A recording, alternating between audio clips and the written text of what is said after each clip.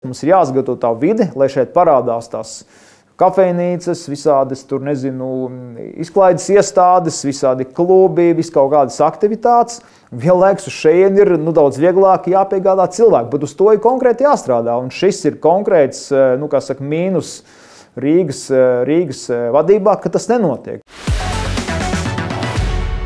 Tūrisma sezona ir sākusies, taču nevarētu teikt, ka Vecrīga būtu pilna ar ārzemju turistiem. Viesnīcu un restorānu īpašnieki sūdzas, ka turistu plūsma ir pārāk maza, lai varētu izdzīvot. Viņu teikto apstiprina daudzās agrākās izklaides vietas Vecrīgā, kas tagad ir slēgtas, bet to skatlogos redzami uzraksti iznomā. Vecpilsēta pamazām kļūst arvien tukšāka, bet kopumā izskatās, ka Rīga turistu piesaistīšanas ziņā sāk zaudēt Tallinai un Viļņai. Lielais jautājums – kā atdzīvināt Vecrīgu? Es tagad atceros pirms 20-25 gadiem, kad es biju, vēl jaunāks kā tagad, tad Vecrīga un viss, ne tikai Vecrīga, bet viss Rīga dunēja, naktsklubi strādāja un bija tāds sajūta, kad pilsēta pulsē, kā saka, un tagad mēs to esam pazaudējuši. Un faktiski, ja es iekāptu Rīgas mēra kurpēs vai Rīgas vadības kurpēs, tad es uzliktu mērķi, kad Vecrīga tiešām jāatgūst ir tas impulss. Ja, jo Rīga ir ekonomikas centrs Latvijai, bet Vecrīgai jābūt ir par to tādu pulsu visai Rīgai kopumā.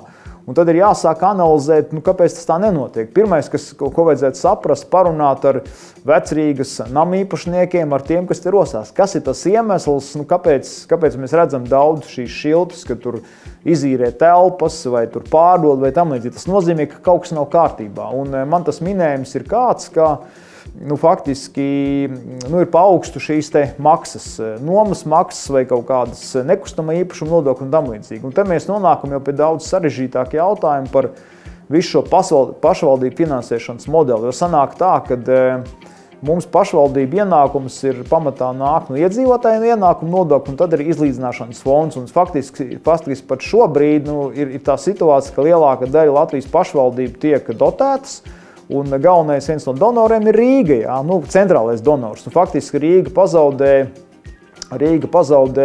gadā tādā veidā kaut kādu, 120–150 miljonu, kas jādod uz izlīdzināšanas fondu.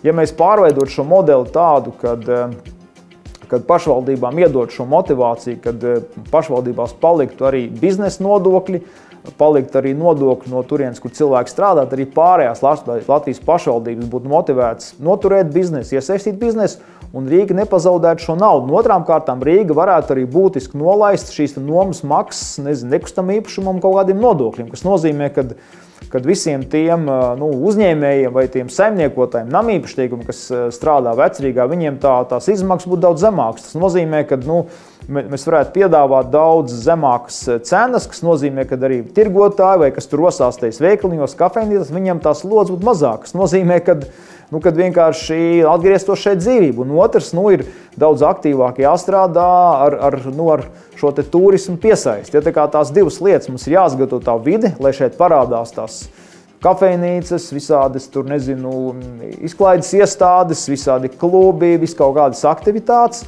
Vienlaikus uz šejieni ir daudz vieglāk jāpiegādā cilvēku, bet uz to ir konkrēti jāstrādā. Un šis ir konkrēts, mīnus Rīgas vadībā, ka tas nenotiek. Ja Rīga attīstīs pārējā Latvija. Ja Rīga bremzēs, tad būs slikti. Tā kā, šis ir labs izaicinājums.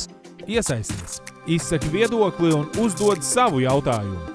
Arī tavs jautājums var būt lielais jautājums.